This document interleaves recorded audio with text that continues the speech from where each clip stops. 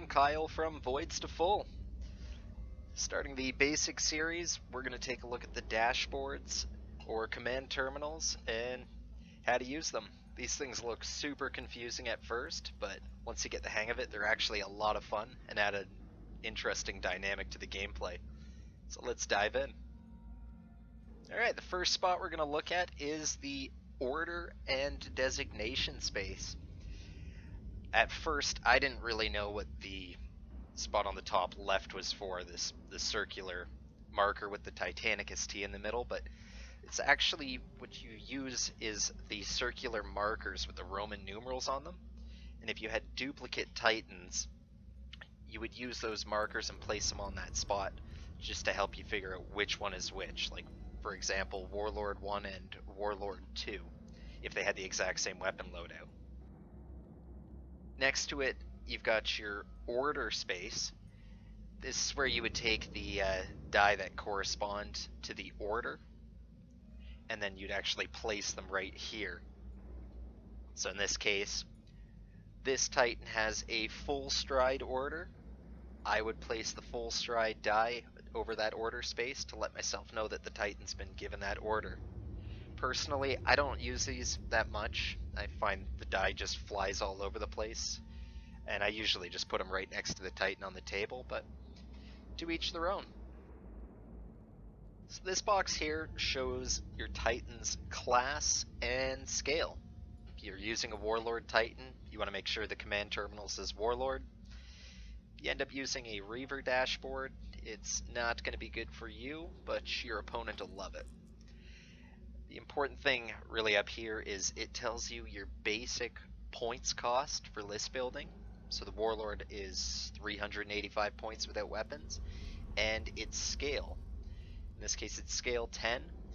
That becomes important down the line for things like your carapace weapons, smash attacks, and collisions. But anytime you see a rule referring to scale, you can find it right here. So this section doesn't actually have a name for it. I guess we'll call it the Special Rules characteristic or box. It lets you know unique features of your Titan. Sometimes they've got special abilities. In this case, the Warlord has like a point-blank defense network. That's actually really handy for shooting at knights when they get in really close. It's just something to be aware of and keep in mind as you play the game, because it might end up saving your butt. Each Titan has 6 characteristics in the characteristics box. These let you know the die roll you need or features of the actual class of Titan. So the command value, this is a number you need to get higher than to successfully pass a command check. Anytime the rules tell you to take a command check, you'd look up here. In this case it's a 3+, so I would need a 3 or higher on a D10 die to pass that command check or get that order. Your servitor clades let you know how many dice you get to repair or do repair actions. In this case with the Warlord it has 4, so in the repair phase I would get 4 die to try and repair some damage in systems. The ballistic skill and weapon skill are both D6 numbers, letting you know how well your Titan hits at range or up in close when things get personal. And the speed and maneuver values let you know how far your Titan can move and how many times it can turn. The number on the left before the bracket is your base profile, and the number on the right is your boosted profile. So if you want more out of your Titan, you can actually drain some power from your reactor and roll a reactor die to use those boosted profiles. So in the case of speed, you get 4 inches base from this example and 6 inches boosted. Now that doesn't mean if I boost I get to move a total of 10 inches. It actually means I only get to move 6 inches. So boosting only gets you an extra 2 inches of movement. Then your maneuver value. In this case the Warlord has a basic profile of 1, so in the movement phase it can only make 1 turn up to 45 degrees, or 2 turns total if you boost. Alright, looking at the Plasma Reactor and Void Shields. Your Plasma Reactor is basically your Titan's ability to power its shields, power its weapons, get some extra speed and turns. When the game starts, you want to take one of your cogs or markers and place it on the green circle to the left. As you push your reactor, you're starting to build up heat. You move that marker from left to right. The farther right you go, the worse things get, potentially to the point where your Titan blows itself up from the inside out. The void shields represent your Titan's ability to deflect incoming hits. So as you start taking fire and failing saves, your shield save will get worse and worse as you move the cog from left to right. For the Warlord, you see it starts off with a number 3 at the start of the game. It degrades to eventually a 4+, and then all the way over to your void shields being collapsed. When they're collapsed, you just leave the cog on the right hand side with an X beside it, and there's a chance you can get your shields back in the repair phases to come. So at the start of the game, just place both your markers as far left as you can, and things go downhill from there. And just to give you an idea of what that looks like, is this Warlord Titan has pushed its reactor pretty hot. It's now in the orange. It'll require some reactor checks and may damage itself further just from how hot it's running. And to make things worse, its void shields have collapsed, so it doesn't have the ability to defend itself. It will take damage to its structure points. Definitely the most visually confusing part of a command terminal is the hit locations. I almost get anxiety looking at this, trying to think of how to explain it, but your Titan's broken down into 3 places you can take damage: the head, the body, and the legs. Can take 2 types of damage: structure or critical. Now, if you take a structure point of damage, that applies to the horizontal track, moving from left to right. If you're directed to take a critical hit, then you take that in the color-coded triangle. Like everything else on the command terminal, the farther to the right you move, the worse things are. If you look at the structure track, underneath it you'll see numbers ranging from typically +1 to +3. So as your armor takes hits, it actually becomes weaker and weaker and weaker, and your enemy's weapons become more effective at doing damage. So they get a bonus that corresponds to the number below. And then on the critical track, you see a bunch of things on the side there like MIU feedback and reactor leaks. These represent an additional point of damage that you're going to take, or hindrance to your Titan's ability to do things like command checks, or your reactor builds up more heat, or basically ruins its ability to turn. So as the game goes on and you move farther to the right, it gets harder and harder to do what you want. So what you do at the start of the game is you take your markers and you would place them all to the left. To start things out, everything's good. As you take damage, you move them to the right. I guess I should mention this now in this, but there are 3 types of damage you can take. You can take a direct hit, a devastating hit, or a critical hit. A direct hit means you lose 1 structure point. A devastating hit, you lose 2 structure points.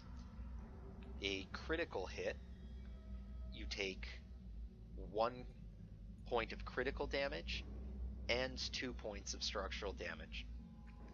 If you don't have any structure points left to lose, you actually take an additional critical hit. So if you look at the Warlord's head, it would suffer a devastating hit on an armor roll of 15 or 16. we'll get into more of the nitty-gritty of how these numbers are figured out once we start looking at the phases of the game, but for now, just realize that's how they apply. Okay, I know that sounds probably a little confusing, but let's go through a more kind of complex example of this. Say your body was this damaged. Your structure track is almost maxed, and your critical track is almost maxed. Your Titan's in a pretty rough place. Any weapon that your opponent shoots at you would actually get a +2 to its strength because of how far over on the structure track you are. So you see the circular cog has a +2 underneath. Now, after the opponent hits you, and say they have a, for example, strength 10 weapon, a strength 10 weapon normally wouldn't be able to do any damage to you, as the strength 10 is under the strength 12 required for a direct hit. But because of that +2 modifier, it actually becomes a strength 12 weapon, which results in a direct hit. So that's how those modifiers apply to weapons, regardless of location. So take, for example, regardless of weapon strength, from this position in your body, you take a direct hit. Well, you would just move the cog one spot to the right, and you're now out of structure points. If you took a devastating hit from the same starting point, you would move 2 structure points. So 1, 2. You notice how the cog actually went off of the rail. You don't have any positions left to move it. That would result in a additional critical hit, and that's what your track would look like after that. If I took a critical hit right off the bat from that start point, then you would start by advancing your critical track by 1, and then your structure track by 2. And once again, you've gone off the structure track, which would result in an additional critical damage. And your Titan just blew up in a crater of smoke and flames. Last but not least, we'll take a look at the weapon hardpoints on your command terminal. These represent how many locations you can actually assign weapons to. And the weapons you can assign are those little weapon cards that you got either in your starter box, or I think they actually come with the Titans now when you buy the models. And what you would do is you take those cards and put them in the location, blue side facing up, to represent what your Titan loadout is. Taking a closer look at the cards, you'll notice the example I gave here, that it says Warlord Arm in the top left. That means I can assign it either to the left arm or the right arm. And it has a cost of 55 points added to the Warlord's base cost of 385. You get a diagram or a chart of range and accuracy. This lets you know the short, long range of the weapon, and sometimes, depending on the distance you're shooting the weapon at, it can either have a positive or a negative modifier to the hit roll. The arc in the circle, that lets you know this weapon can be fired at an opponent anytime they're within your front arc. Stay tuned, I got a video coming out shortly about arcs and facings and what that means for your Titans. Underneath that, you'll see this weapon has a dice of 1 and a strength of 12, so it can only do 1 strength 12 shot per turn. A lot of weapons have unique traits. You can find the definitions for all of these in the rulebook, but this weapon shoots a 5-inch blast template, and it has the draining trait, meaning every time I want to shoot this gun, I actually have to roll a reactor die and drain some power out of my reactor to do it. So depending on how hot your Titan's running, it actually can be pretty dangerous to shoot one of these. The very bottom, you'll see a weapon disabled. So if my opponent scores a hit on my Titan's weapon, in this case the volcano cannon, and that hit has a strength of 11 or higher, it would actually disable my weapon. At that point, I would flip the card upside down to the red facing, showing the weapon's disabled and I can't actually shoot with it. If I wanted to repair that weapon in the repair phase, then I would need a roll of 5+ that you can see in the brackets. So on a 5 or 6 on a d6 die, I could actually repair that weapon and shoot with it again next turn. Where things get interesting is if your opponent scores a hit on a weapon that's already disabled. It's kind of like the magazine or the ammo explodes from the second hit. It actually causes more damage to your body. So if I was hit in the disabled volcano cannon by a weapon that was, say, strength 12, then I would suffer a strength 7 plus d6 to the body hit. If I got hit with something that was, say, strength 17, I would suffer a strength 9 plus d6 hit to my body.